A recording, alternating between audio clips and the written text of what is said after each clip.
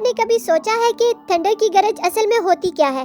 जब बिजली एक पल में हवा को 20,000 डिग्री सेंटीग्रेड से भी ज़्यादा गर्म कर देती है तो हवा झटके से फैलती है, इतनी तेज़ी से कि प्रेशर एकदम टूटकर लहरों की सूरत में फैल जाता है और ये लहरें हमारे कानों तक गरज बनकर पहुंचती हैं।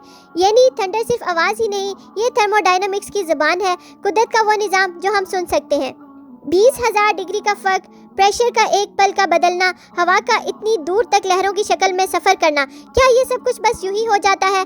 नहीं नहीं, ये एक परफेक्ट डिज़ाइन है, एक निज़ाम जिसमें कोई खलल नहीं, एक कुदरती कोडिंग जिसे सिर्फ अल्लाह सुब्हानहू व तआला ही चलाते हैं।